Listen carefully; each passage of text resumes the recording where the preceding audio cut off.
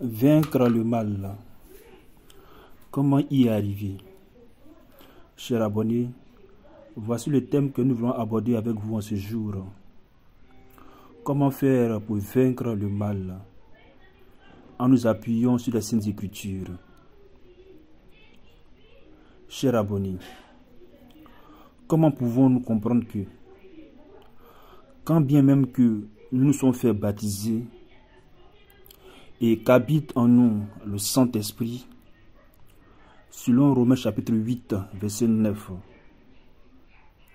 nous sommes encore enclins au mal. Comment se fait-il que le mal nous tienne encore en esclavage?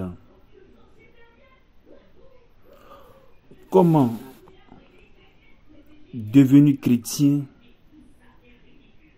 nous commettons encore le péché et bien d'autres vices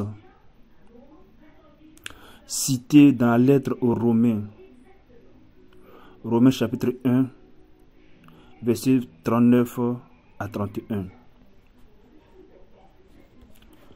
Ils sont remplis de toutes sortes d'injustices, de perversité, de soif de posséder, de méchanceté, ne respirant que jalousie, meurtre, rivalité, ruse, dépravation. Ils sont détracteurs, médisants, ennemis de Dieu, insolents, orgueilleux, fanfarons, ingénieux à faire le mal, révoltés contre leurs parents. Ils sont sans intelligence, sans loyauté, sans affection, sans pitié.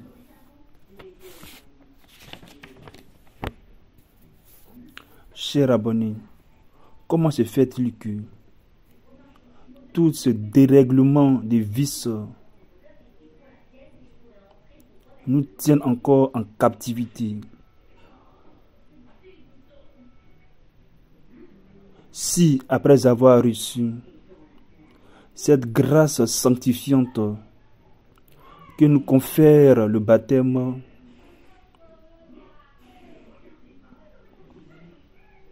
et que nous sommes toujours enclins à commettre le péché, c'est dire que nous n'avons pas encore expérimenté cette prescription paulinienne. En Romains chapitre 8, verset 13, et je lis: si par l'Esprit vous faites mourir vos comportements, entre autres que nous avons cités dans Romains chapitre 1er, les versets 29 en 31, c'est alors que nous vivrons. Saint Paul nous prescrit en nous disant que si par l'Esprit nous faisons mourir notre comportement charnel, c'est alors que nous vivrons. Du coup, d'après Saint Paul, pour vivre la vie nouvelle d'enfant de Dieu, séparé et libéré du péché, cela devient possible par le Saint-Esprit.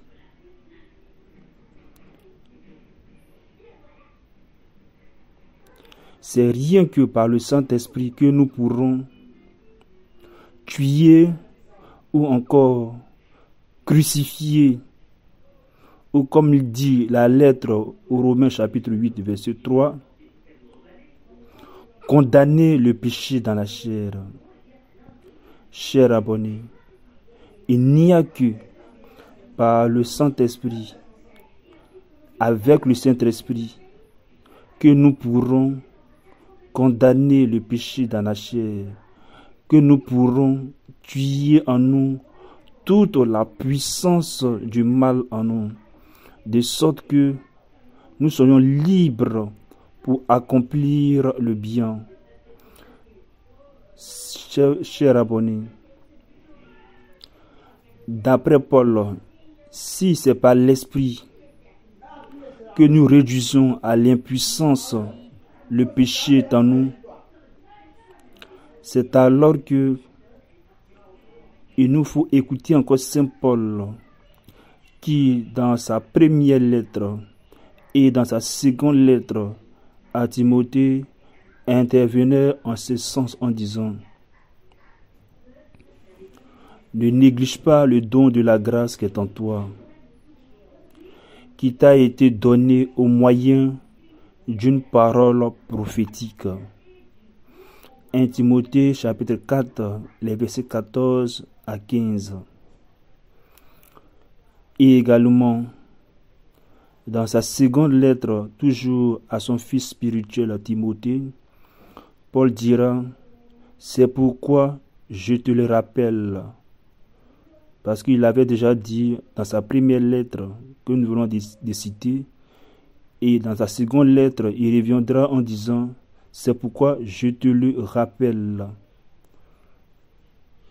de raviver le don de Dieu qui est en toi.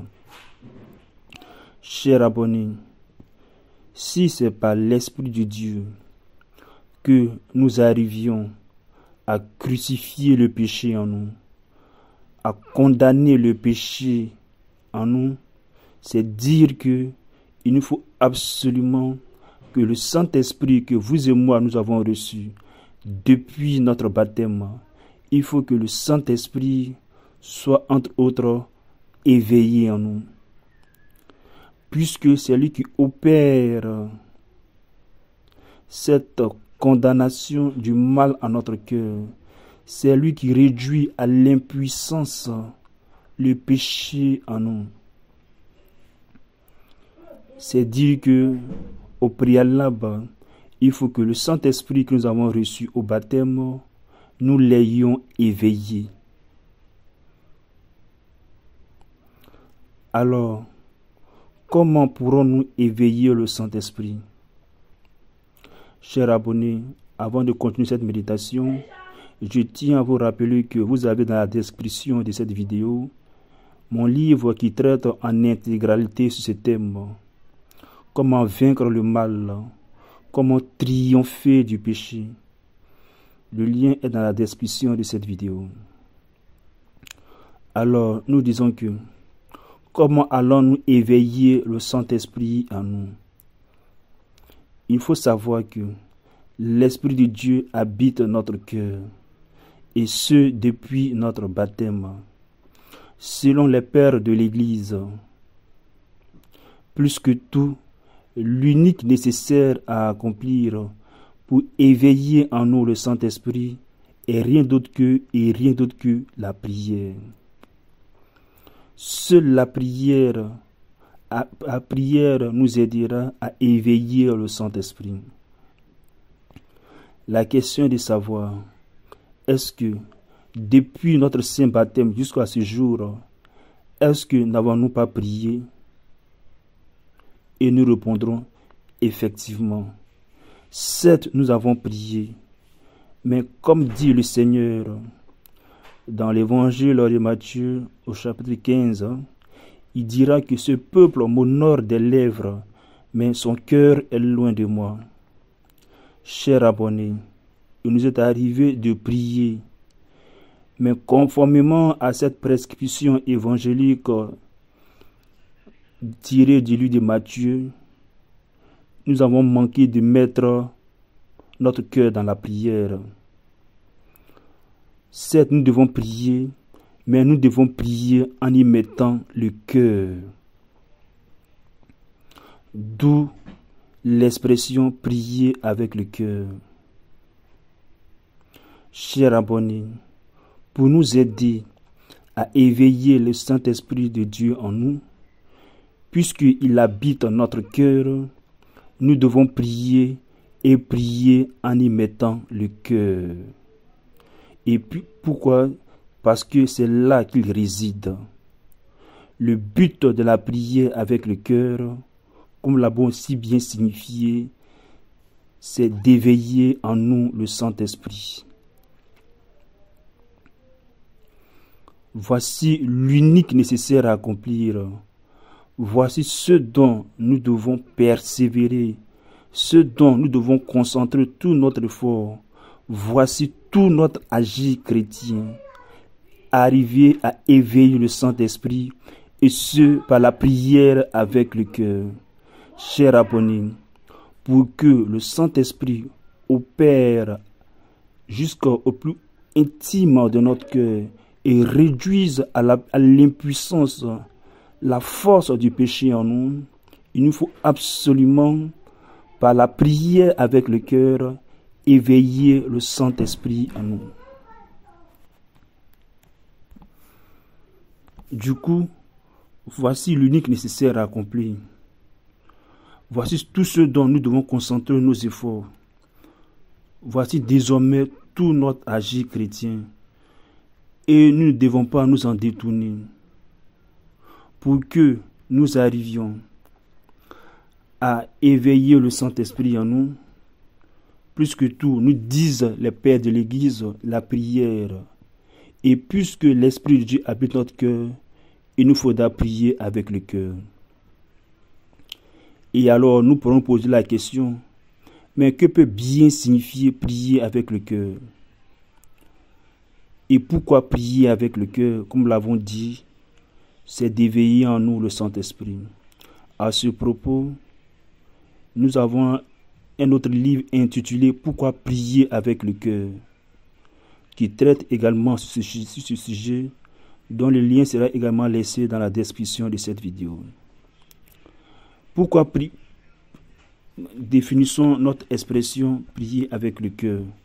Le thème que nous avons attribué à notre chaîne YouTube et également à notre application mobile « Prier avec le cœur ». Comme son nom l'indique, c'est prier en y mettant son cœur. C'est s'écouter dire les mots que nous prononçons dans la prière. Cela nous aide à ne pas être distraits, à nous concentrer et surtout à nous écouter prier. Ainsi, pour nous catholiques, notre pape de vénérée mémoire Jean-Paul II nous disait que le chapelet est la prière la plus simple et la plus profonde qui nous introduit dans les mystères de Dieu. Alors, lorsque nous devons prier, et surtout notre chapelet, il nous faudra prendre soin de le faire lentement, avec intention. Il nous faudra prendre la peine de nous écouter dire chaque mot du Notre Père, chaque mot du Je vous salue Marie et chaque mot du Gloire au Père. Le faire lentement et avec intention. Voici ce que c'est prier avec le cœur. Ainsi, chaque Je vous salue Marie devient un dialogue avec la Vierge Marie. Il ne faut surtout pas se précipiter, mais prendre le temps de savourer chaque mot, surtout en étant attentif à chaque parole. Nous transformons ainsi la prière en un moment de communion avec Dieu. En fin de compte, prier avec le cœur, c'est très essentiel. Chaque Notre Père, chaque Je vous salue Marie et chaque gloire au Père doit être récité avec beaucoup d'attention sincère. Chers abonnés, voici en quelques mots définir ce que c'est que la prière avec le cœur.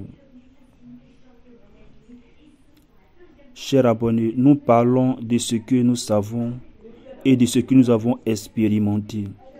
Nous vous en prions de bien vouloir prendre à cœur ce peu de paroles, de vous mettre résolument à l'œuvre de la prière et à l'œuvre de la prière avec le cœur.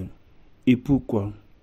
Puisque dans les dernières apparitions qui sont reconnues par l'Église, quant aux apparitions mariales qui ont lieu à Medjugorje, notre mère, la très sainte Vierge Marie, depuis les années 80 jusqu'à ce jour, elle ne cesse de donner ce mot aux voyants, elle nous a laissé 5 pierres quand elle dit: mes enfants, je vous invite à dire votre rosaire et à le dire avec le cœur. Et ces apparitions, ces derniers temps, ont été reconnues par l'Église. Donc, chers abonnés, cela montre à quel point notre Mère du ciel voudrait que, lorsque nous prions notre chapelet, surtout en ce mois mariel, nous y mettons notre cœur, pour que, par le Saint-Esprit, nous ayons un cœur renouvelé, un cœur qui soit transformé, un cœur qui ne soit plus, qui soit exempt de tout péché. Cela devient possible à condition que, ayant prié avec le cœur, et ce, jour après jour, le Saint-Esprit qui s'éveille en nous, lui-même l'Esprit de Dieu, nous pénètre en profondeur, nous pénètre en allant à l'intimité de notre cœur. Et c'est lui, dans cette opération, qui tout doucement et sûrement est en train de crucifier le péché en nous, est en train de transpercer notre cœur. En un mot, pour que nous arrivions par le Saint-Esprit à crucifier le péché en nous, cela dit qu'il faut que tout simplement notre cœur soit transpercé. Il faut que notre cœur soit transpercé, et ce par le glaive du Saint-Esprit. Nous comprenons pourquoi notre mère, la très sainte Vierge Marie, a été la toute première qui a expérimenté ce glaive de l'Esprit. Lorsque le prophète Simeon a tenu l'enfant dans sa main, lui a dit: et toi, femme, un glaive te transpercera l'âme. Chers abonnés, nous aussi, pour que nous arrivions à crucifier le péché en nous, pour que nous arrivions à condamner le péché dans notre cœur et le réduire à l'impuissance dans notre vie, il faut que par la prière avec le cœur, nous arrivions à éveiller le Saint-Esprit, et c'est lui qui va nous transpercer le cœur par son glaive.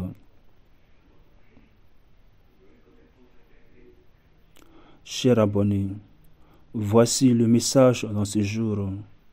Voici le message que nous voudrons vous laisser. Et nous en prions au nom de notre Mère, la très sainte Vierge Marie, la Dame de l'Assomption, nous en supplions de prendre à cœur ce peu de paroles, de nous mettre résolument à l'œuvre de la prière et de la prière avec le cœur, pour que nous arrivions à expérimenter ce que c'est que vivre désormais en enfant de Dieu libéré du péché. Avant de terminer cette vidéo, je tiens à nous rappeler que votre chaîne Prier avec le cœur met à votre disposition son application mobile qui sera bientôt disponible au téléchargement dès septembre prochain. Nous vous prions de faire bon accueil de notre application Prier avec le cœur. Et par la suite, pour mieux connaître votre serviteur Ako Frank, il laissera également son manuscrit autobiographique intitulé Le chemin de la perfection, dont le lien également sera laissé dans la description de cette vidéo. Chers abonnés, nous vous prions de bien vous porter, de prendre à cœur ce petit message que nous avons adressé, de le partager autour de vous dans vos groupes de prière, pour que nous tous, nous parvenions à la perfection en Christ, après avoir condamné le péché dans notre cœur, l'avoir réduit à l'impuissance en nous, pour vivre désormais la vie nouvelle d'enfants de Dieu. D'ici là, portons-nous bien, et que le Seigneur nous bénisse et que sa grâce soit toujours avec nous. Amen.